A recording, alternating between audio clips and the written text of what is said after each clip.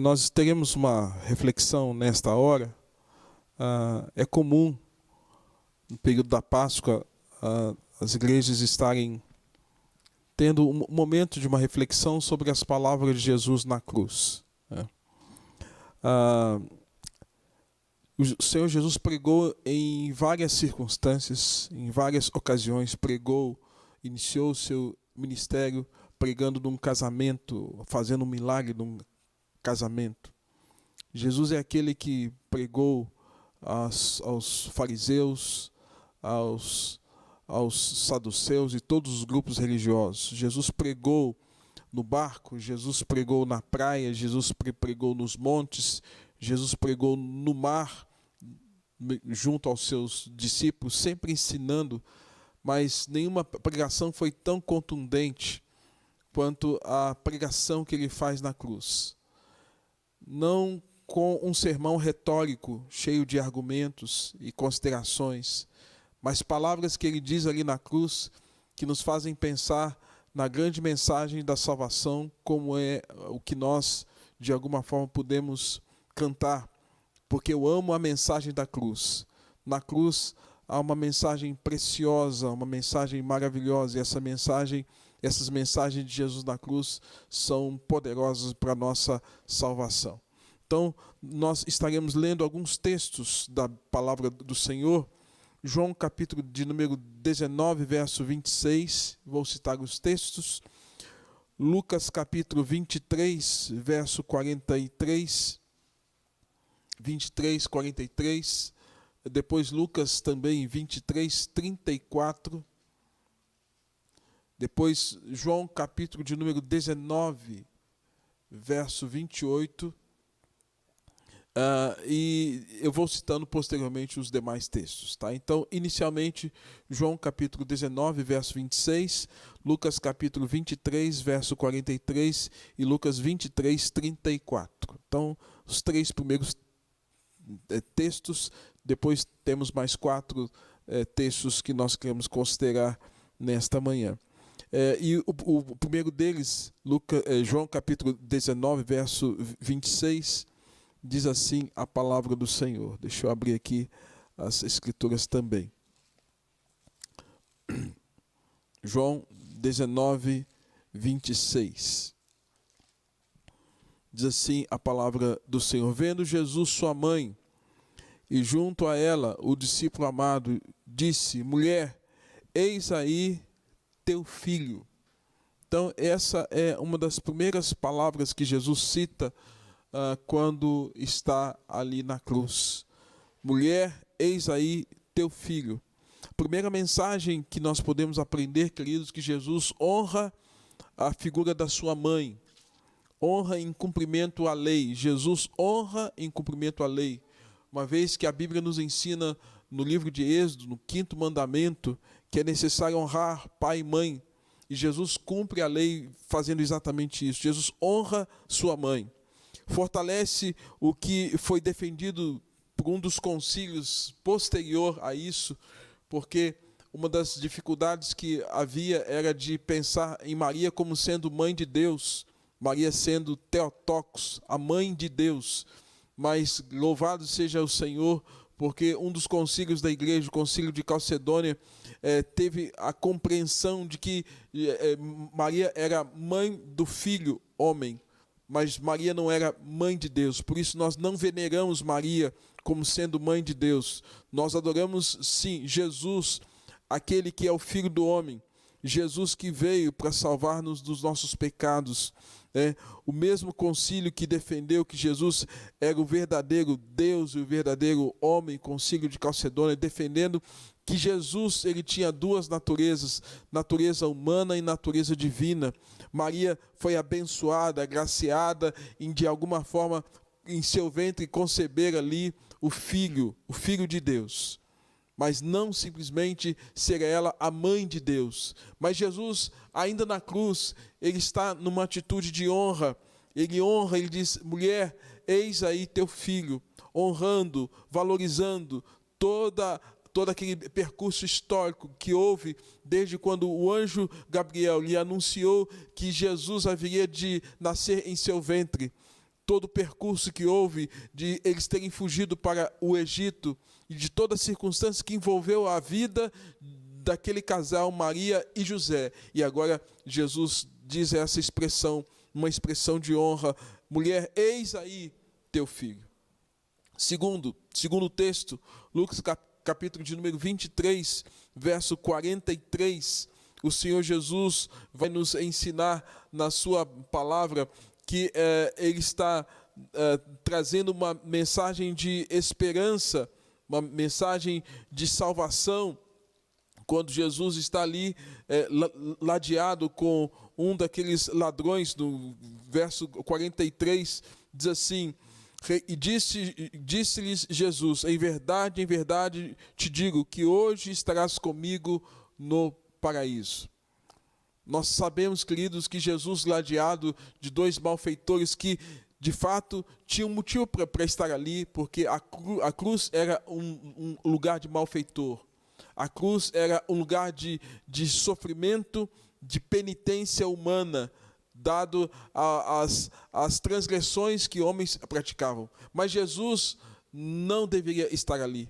Mas ele se colocou naquela condição em nosso lugar. E ladeado a ele, um dos ladrões chega de maneira humilde e diz para o Senhor Jesus: lembra-te de mim quando entrares no teu reino. E aí Jesus traz essa resposta, e a resposta dele é muito clara: olha, em verdade te digo que hoje estarás comigo no paraíso. O que nós podemos aprender com isso? Além de Jesus honrar a sua mãe, Jesus dá a oportunidade da salvação a homens, ou seja, os atos soberanos de Deus vão se cumprindo no tempo e na história, ainda que seja o último instante da vida. Jesus nos mostra aqui o quanto Ele importa em manifestar a sua graça e o seu amor. O passado não importa, conquanto a graça e a vocação eficaz sejam aplicadas pelo Espírito Santo. Se nós olharmos o passado daquele ladrão, daquele salteador, talvez muitas histórias de roubar dos outros aquilo que na verdade era anseio da sua alma, talvez para preencher algum tipo de vazio, mas ele estava com o coração totalmente equivocado. E Jesus, naquele momento em que ele pede, ele clama: lembra-te de mim quando entrares no teu reino, Jesus prontamente diz: hoje mesmo estarás comigo no paraíso. O paraíso é o lugar prometido, lugar de espera dos salvos. Nós cremos em Cristo, e aqui Jesus se porta na condição de ser o nosso Salvador, aquele que salva os pecados, aquele que salva dos nossos pecados, aquele que trabalha a nossa vida, nos levando ao quebrantamento, ao arrependimento. Esse ladrão chega a dizer: olha, nós, na verdade, com justiça, merecemos esse castigo por conta dos nossos atos. Os atos de justiça implicariam, de fato, na punição e na sentença de morte. Mas Jesus fala: olha, hoje mesmo você vai estar comigo no paraíso. Jesus nos ensina que Ele é o mediador, é aquele que traz perdão para os nossos pecados, é aquele que anuncia a palavra de salvação, ainda que seja no último instante da nossa vida. É por isso que eu prezo muito por essa mensagem, mostrando que sempre haverá oportunidade para que o indivíduo, o homem, possa encontrar-se com Deus. No leito de enfermidade, em uma circunstância difícil, ainda que seja o último instante, o último fôlego, e se houver quebrantamento, arrependimento, o convencimento do pecado, da justiça e do juízo, há oportunidade de salvação. E, queridos, nesses dias em que nós estamos vivendo esse quadro de pandemia, não há como nós não pensarmos que Deus está nos dando uma oportunidade. A grande oportunidade que a humanidade tem tido, porque quando encerrar esse tempo em que essa graça manifestada, salvadora, estiver entre nós, queridos, vai ser um tempo de juízo. Portanto, é um tempo em que o Senhor está nos chamando, tal qual chamou aquele ladrão de maneira eficaz à salvação. Tal qual esse entendimento que naquele último instante aquele ladrão entendeu que precisava da graça, que precisava de Cristo, que precisava do Senhor. Lembra-te de mim quando entrares no teu reino. E Jesus imediatamente disse: hoje mesmo estarás comigo no paraíso. Oportunidade de salvação. Terceiro momento que nós temos aqui, irmãos, Lucas capítulo de número 23, verso de número 34. Lucas capítulo de número 23, o verso de número 34, quando o Senhor Jesus está ali na cruz. E ali na cruz, o Senhor Jesus, vendo aquela multidão, seus malfeitores, os seus algozes, zombando, rindo, cuspindo nele, o crucificando na cruz, Jesus diz aquela palavra tão preciosa, quando ele diz: contudo Jesus dizia: Pai, perdoa-lhes, porque não sabem o que fazem. Então, repartindo as vestes dele, o lançaram sortes. Terceira palavra de Jesus, naquele momento da cruz, Jesus faz uma oração. Quem de nós que no momento de dor e de angústia e de sofrimento faria uma oração tão rica, tão graciosa como essa? Jesus sendo maltratado, seu sangue sendo derramado, e ele se dirige ao Pai. Ele não se dirige às pessoas, mas se dirige ao Pai em favor dos homens, em favor dos seus malfeitores. E ele fala: Pai, perdoa-lhes porque não sabem o que fazem. Jesus nos ensina, queridos, sobre a necessidade do perdão de Deus. Nos ensina que ao mesmo tempo que alerta para que nossos olhos espirituais estejam abertos e não nos tornemos nem ignorantes e nem negligentes ao chamado do Evangelho. Mas ele está ali como intercessor junto ao Pai. Ele apresenta as mazelas humanas. Ele coloca cada um de nós como alvo da sua oração. E tal qual Romanos capítulo 8, verso 34, Paulo nos ensina que Jesus ali é o intercessor. Ele está intercedendo. Intercedendo por quem? Por aqueles que estavam lhe trazendo sofrimento. E, queridos, não foi somente aqueles que lançaram cusparada no Senhor Jesus. Não foi somente aqueles que feriram o seu lado. Não foram somente os que cravaram os pregos em suas mãos ou colocaram a coroa de espinho em sua cabeça. Mas todos nós somos parte desses que estão ali crucificando o Filho de Deus. Somos nós que estamos ali todos representados por aquelas pessoas, os malfeitores. E o Senhor Jesus sabe, Ele sabe que é um estado de ignorância espiritual. É um estado de inabilidade humana, de incompreensão das verdades eternas. Ele sabe disso. E é por isso que ele intercede: Pai, perdoa-lhes. Há uma ignorância, há uma falta de entendimento, há uma falta de percepção, há uma falta de entendimento. Os olhos espirituais deles ainda estão fechados. Pai, perdoa-lhes porque não sabem o que fazem. Na cruz, querido, Jesus, ele é o nosso intercessor. Intercede em nosso favor. A crucificação era necessária, mas era uma atitude insana, desajustada, louca, sem entendimento da gravidade. Por isso Jesus fala: eles não sabem o que estão fazendo. Lamentavelmente, nós estamos vivendo um tempo em que, de fato, é uma geração que não sabe o que está fazendo. Hoje nós temos uma geração enorme de pessoas que se julgam ateus. Ateus. E juntamente com isso tem aqueles que por algum motivo têm alguma crise de espiritualidade, uma crise filosófica de fé, que se colocam naqueles que não querem nem Deus e nem a igreja, nem Cristo. Nós estamos vivendo um tempo, queridos, em que a humanidade está vivendo, de fato, essa ignorância, essa falta de entendimento. E Jesus se coloca aqui na condição daquele que intercede.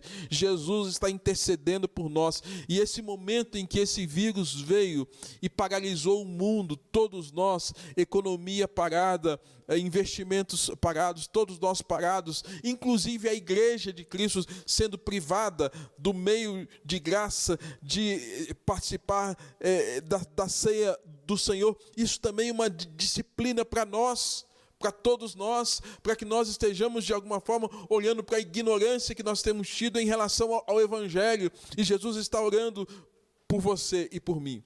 Como Jesus orou em João capítulo de número 17, na oração sacerdotal, quando ele intercedeu por aqueles que haveriam de crer por intermédio da palavra. Então Jesus intercedeu lá, intercede na cruz, e Jesus está colocando a nossa vida diante de Deus, falando: Pai, há uma ignorância espiritual, abre-lhes os olhos, que eles tenham entendimento das verdades eternas, perdoa-lhes, ó Deus, porque eles não sabem o que fazem. Na cruz, queridos, Jesus está observando a sociedade, o mundo insano, sem entendimento. Paulo nos diz em Efésios capítulo de número 4, que antes de Cristo nós éramos alheios à vida de Deus. Alheios à vida de Deus. E aqui Jesus está olhando para aquela multidão que está próxima a Ele, mas também olhando para nós. Pai, eles estão alheios à vida que o Senhor tem planejado para eles. Perdoa-lhes. Porque quando tem perdão, há entendimento acerca de quem é Deus.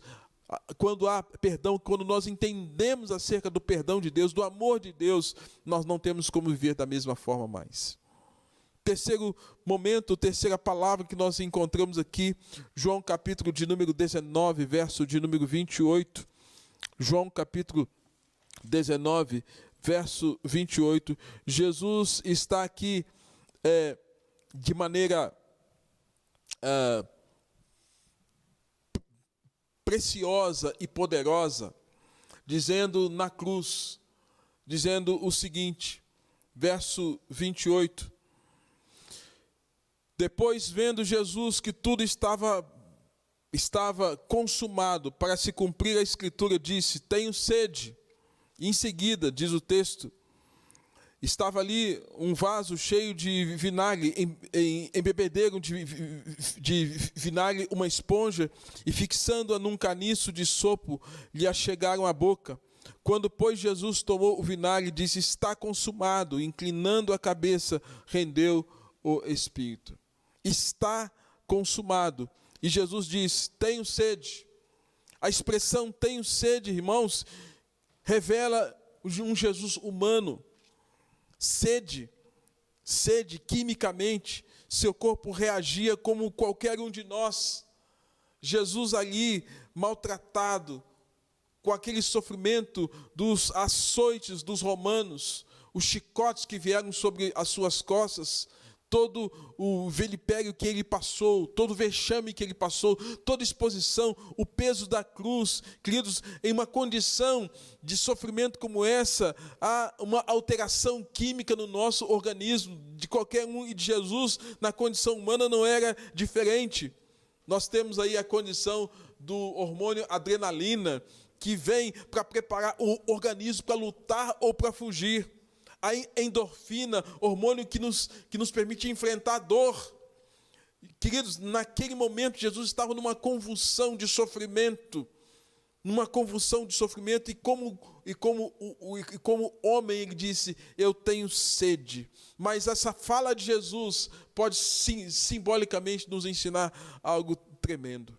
O desgaste físico desde a sua prisão, o julgamento até ao Gólgota, sofrendo açoites e suportando o peso da cruz, expuseram boca seca, coração acelerado, dores no corpo, e ali ele se identifica conosco. Homem de dores, que sabe o que é padecer. A sua sede foi a nossa sede. A sua dor foi a nossa dor. A sua carência foi a nossa carência. E Isaías capítulo 53 vai nos ensinar que o castigo que nos traz a paz estava sobre ele. Ele era homem de dores, homem que se deixou enfermar. Então aquela sede foi por conta da nossa sede.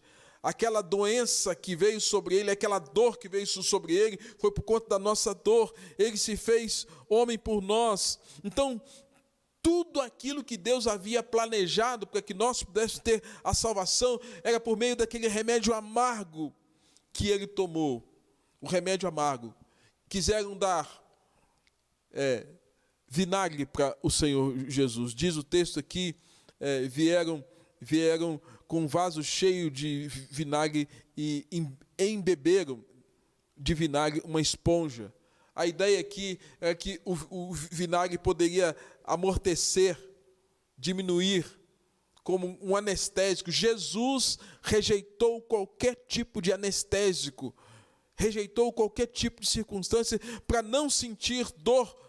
Muito pelo contrário, ele foi homem de dores, viveu intensamente cada momento naquela circunstância de privação, de sofrimento por conta dos nossos pecados.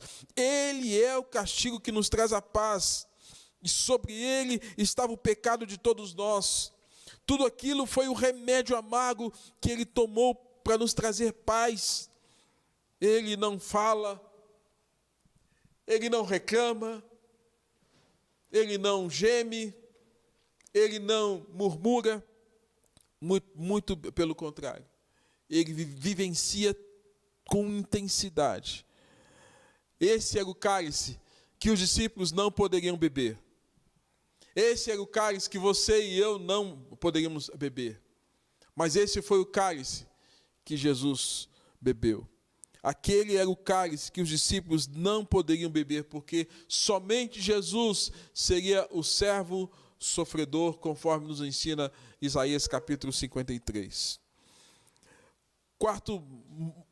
O quinto momento em que Jesus está nos ensinando, irmãos, se encontra no texto de Mateus, capítulo de número 27, 46, todas essas palavras ditas naquele momento da cruz, onde os evangelistas vão narrar esses últimos instantes do nosso amado Senhor Jesus. Em Mateus capítulo 27, verso de número 46, ali na cruz, diz o verso 45, desde a hora sexta até a hora nona, houve trevas, entre 3 e 6 horas da tarde.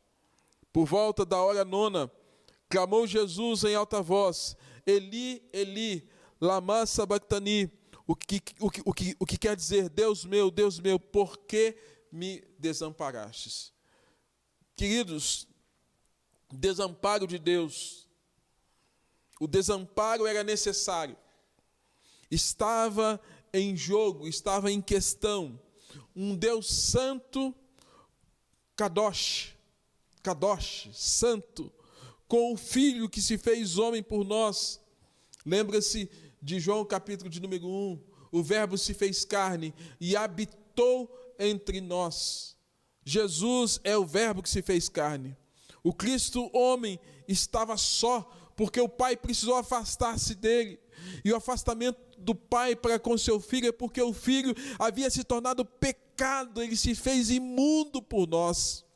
Ele não pecou, mas ele absorveu, ele levou em si, trouxe sobre si o pecado, a iniquidade de todos nós. E é nesta hora, queridos, que há um abandono consciente do Pai. Porque Jesus, se identificando conosco, na palavra profética de que ele seria o Emanuel, o Deus conosco, ele se fez carne por nós, e quando ele se faz carne por nós, queridos, ele absorve também o nosso pecado, a nossa culpa, a nossa mentira, absorve a nossa hipocrisia, absorve as nossas indiferenças, as nossas transgressões, a nossa imoralidade, tudo quanto é tipo de sorte de pecados, palavras, ações, pensamentos, omissões. O castigo estava sobre ele. Jesus se torna o pecado do mundo veio sobre ele, como diz João capítulo de número 1, verso 29, eis o Cordeiro de Deus que tira o pecado do mundo. Jesus se fez pecado por cada um de nós, e é nesta hora que o Pai precisa afastar-se. E é nessa hora que ele sente o desamparo. Ele já havia sido desamparado quando Jesus foi preso. Pedro fugiu e seguiu Jesus de longe. Quando Jesus estava preso, todos os discípulos o abandonaram. Quando ele estava na cruz, poucos estavam ali para acompanhar naquele momento. E agora ele não sente não somente o abandono humano, mas ele sente o abandono do Pai, e ele vai clamar num estado de agonia na sua alma. Ele fala: Eli, Eli, lema sabachthani, Deus meu, por que me desamparaste? Louvado seja Deus, irmãos, porque o Salmo de número 22 já havia pronunciado isso. Verso 1 ao verso 3 pronunciou Salmos 22, Deus meu, por que me desamparaste? O aparente desamparo de Deus lhe foi um peso cruel, uma dura realidade. Mas o sangue que escorria banhava a terra de misericórdia, banhava a terra de compaixão, banhava a terra de amor, banhava a terra de graça. O sangue derramado, o cordeiro foi imolado. Como ovelha muda, não abriu a sua boca. O filho desamparado é o sacrifício agradável a Deus. Portanto, quando nós olhamos uma expressão como essa de Jesus, Deus meu, por que me desamparaste? Porque Jesus ali se coloca no altar. Aquela cruz foi o altar de sacrifício, onde o cordeiro é imolado. Como a ovelha muda, não abre a boca, mas ele se faz pecado por nós, para que o sangue derramado pudesse remir-nos de todo e qualquer tipo de transgressão. Sexta fala de Jesus, ainda nesse mesmo capítulo de número 19, em João capítulo de número 19, verso de número 8, nós lemos há pouco.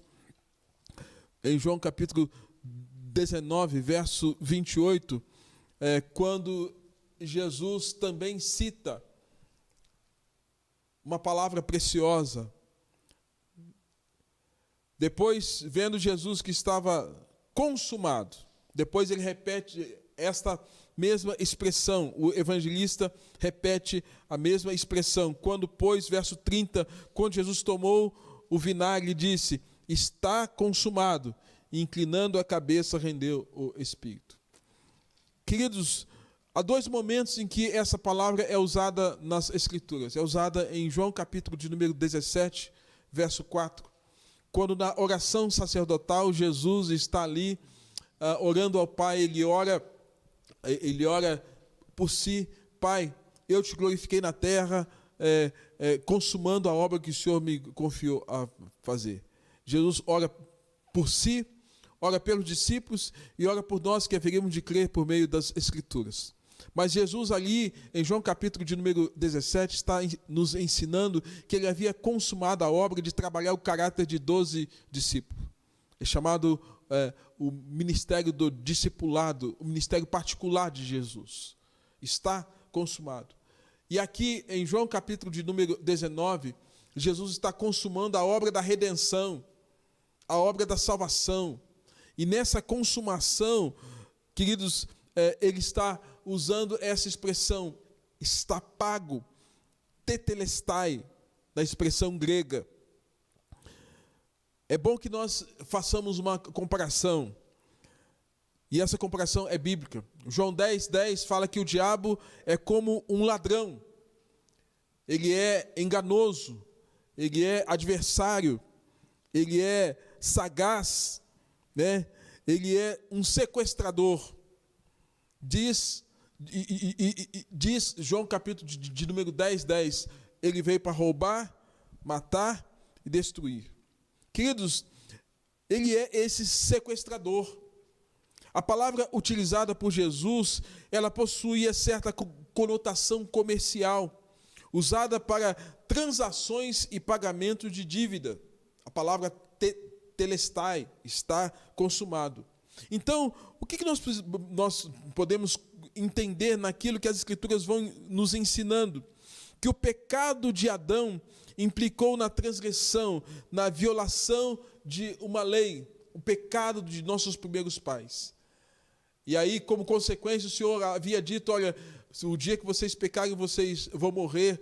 E a Bíblia nos ensina, irmãos, que a serpente que enganou requereu de fato essa questão de que agora Adão e Eva, longe do Senhor, em estado de rebeldia, Ele desejava, sobretudo, a perdição. Mas louvado seja Deus, porque em Gênesis 3,15 há uma palavra de salvação, que o descendente da mulher haveria de pisar a cabeça da serpente. Satanás, irmãos, é esse que Paulo vai nos ensinar em Efésios capítulo de número 2, quando ele fala que quando nós não conhecemos a Deus, nós éramos por natureza filhos da ira, habitantes de um império das trevas, habitantes do império do mal. Em Gálatas, capítulo de número 6, Efésios 6, ele vai nos falar de forças espirituais do mal. Ele vai nos ensinar acerca de principados e potestades, de dominadores desse mundo tenebroso. São sequestradores, são aqueles que maltratam, que fazem danos à vida humana. E Jesus, na sua condição de mediador, de resgatador, é esse que vem. E os evangelhos nos ensinam que um valente não entra na casa de outro valente sem primeiro manietar. E Jesus é esse valente que entra no território de Satanás para tirar, para pagar o preço da dívida desse sequestro. E, consequentemente, o preço da dívida foi pago na cruz. É por isso que Jesus na cruz se constitui como moeda de troca, para que homens fossem resgatados das garras de Satanás. Havia a necessidade de um pagamento, de uma dívida, e Jesus está dizendo a Satanás: você não tem mais direito sobre os homens, você não tem mais direito sobre as vidas. Jesus então é essa moeda de troca, o sangue derramado, a vida dele sendo exposta ali na cruz, e naquele momento Jesus está dizendo: está pago, não há dívida nenhuma para que o homem possa pagar a Satanás, ou para que ele seja salvo. A dívida foi paga. Agora nós podemos, por meio de Jesus, desfrutar da bênção da salvação, porque Jesus se torna o nosso justificador, ele quita a nossa conta. Colossenses capítulo de número 2, verso 3 a 15, vai nos ensinar: e a vós outros que estáveis mortos nas vossas transgressões, e pela incircuncisão da vossa carne, vos deu vida juntamente com ele, perdoando todos os nossos delitos, todos os nossos crimes. Colossenses 2, 3 a 15, nos ensinando a isso. Tendo cancelado o escrito de dívida, a nota promissória que era contra nós, e que, despojando os principados e potestades, publicamente os expôs ao desprezo, triunfando deles na cruz. Quando alguém tinha uma dívida no contexto do Império Romano, e ele pagava a sua dívida, a nota promissória era posta na porta, para que todos vissem: a dívida foi paga. E esse pagamento, queridos, foi a morte do Senhor Jesus. O resgate da sua vida, da sua liberdade em Cristo, custou o preço do sangue de Jesus. Ele é o Cordeiro Pascal. O castigo que nos traz a paz estava sobre ele. Jesus, o justificador, aquele que nos justifica diante do Pai. Aquele que paga a nossa conta, que paga a nossa dívida. E agora nós não temos nenhuma dívida mais com Satanás, com o diabo, com as trevas, porque Jesus pagou a nossa dívida. É por isso que Jesus, no tempo de ministério dele, ele diz: olha, se vocês conhecerem a verdade vos libertará. Porque ele nos chamou não à escravidão, mas à liberdade em Cristo, de uma nova vida com ele. E por fim, a sétima palavra, a última palavra que Jesus diz ali na cruz, Lucas capítulo de número 23, verso de número 46. Lucas 23, verso 46, diz assim a palavra do Senhor. 23, verso 46. Eu vou ler do verso 44 em diante. Já era quase a hora sexta, escurecendo-se o sol, houve trevas sobre toda a terra, até a hora nona. Rasgou-se pelo meio o véu do santuário. Então Jesus clamou em alta voz: Pai, nas tuas mãos entrego o meu espírito. E dito isto, expirou. Irmãos, Jesus, ele não se rende ao poder do inferno. Ele não se rende ao poder da morte. Muitos podem pensar: vencemos Jesus. Ou poderiam pensar: vencemos Jesus, matamos Jesus. Jesus não se rende por causa do querer humano, muito menos por causa da autoridade humana de seus acusadores. Caifás, Pilatos, os imperadores naqueles dias. Jesus não morre por vontade humana. Jesus nos ensina, queridos, que até na hora da morte ele tem um ato de consagração. E esse ato de consagração de Jesus se expressa quando ele se dirige ao Pai. No início do ministério de Jesus, quando Jesus é batizado no Jordão, ele recebe o Espírito em forma de pomba, e a Bíblia vai nos ensinar que ouve-se a voz, dizia: este é o meu Filho amado. Jesus, quando está no Getsêmani, recebe novamente a palavra juntamente com os seus discípulos, para que os discípulos pudessem ouvir: escutem ele, este é o meu Filho amado em quem me comprazo. Jesus ensina aos seus discípulos a orar, e quando ele os ensina, ele diz: quando orareis assim: Pai nosso que estás nos céus. Jesus é esse que vai nos ensinar que todo aquele que vem a ele, na verdade, precisa passar por ele para chegar ao Pai. Ninguém vem ao Pai senão por mim.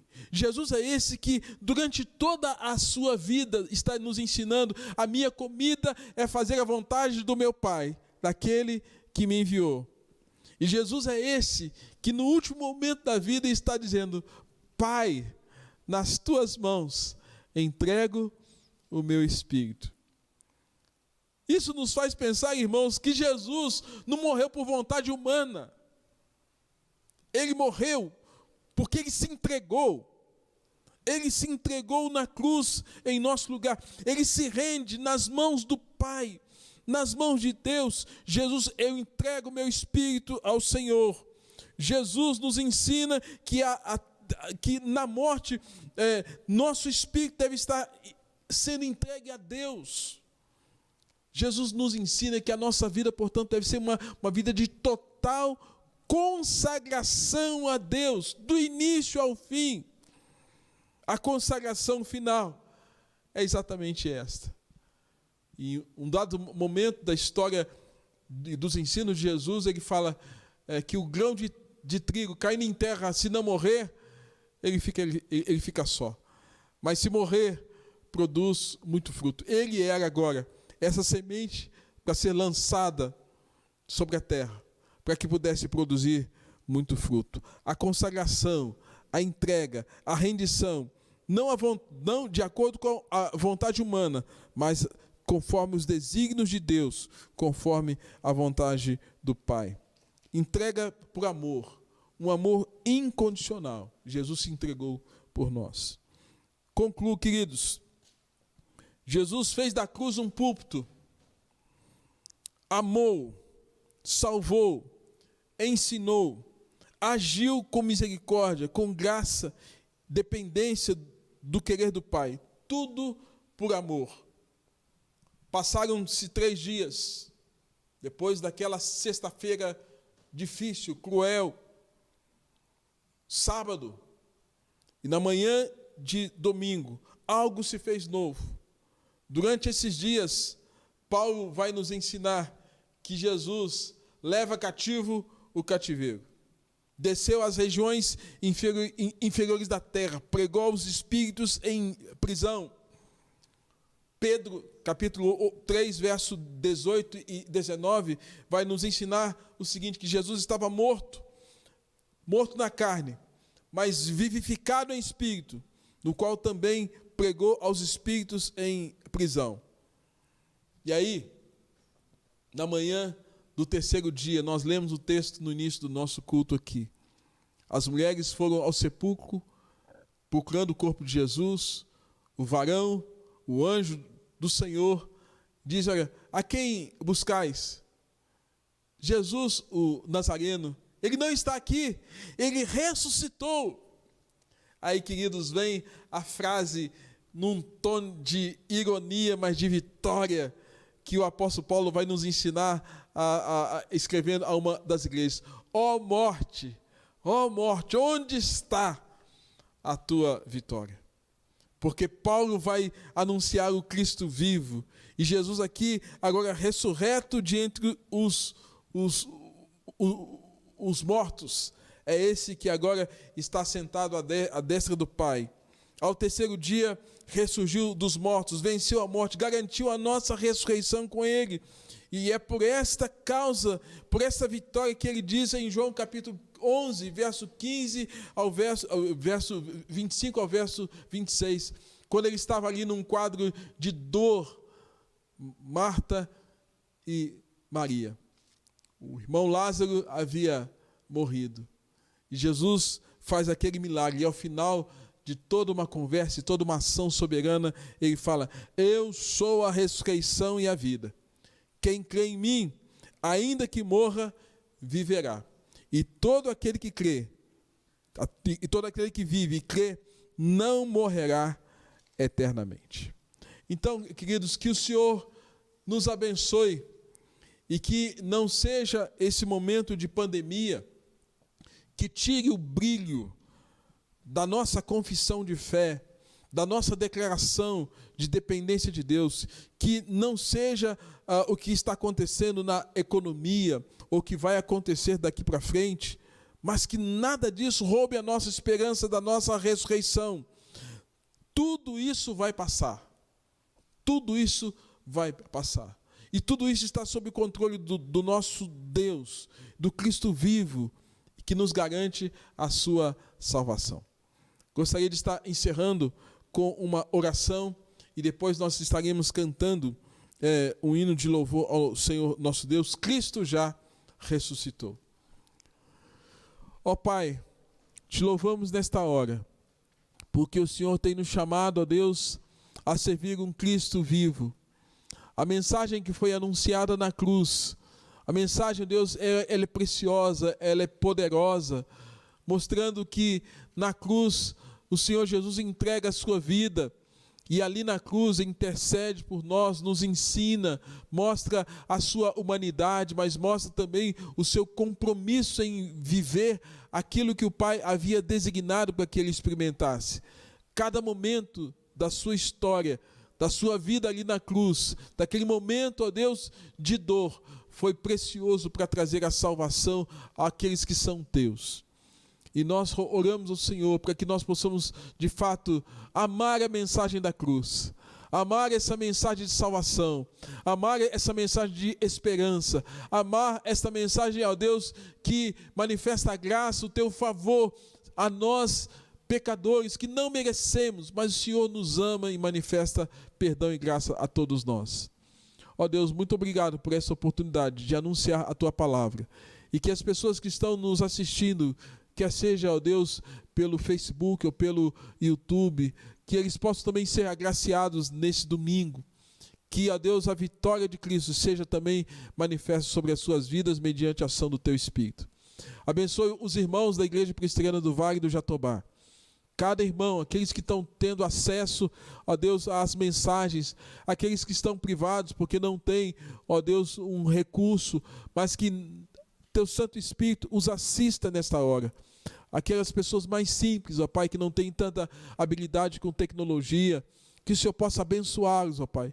Que, ó Deus, o teu Santo Espírito faça aquilo que nós não podemos fazer. Enchê-los com a graça, com o teu amor e com a tua esperança. Assim oramos e agradecemos em nome de Jesus. Amém.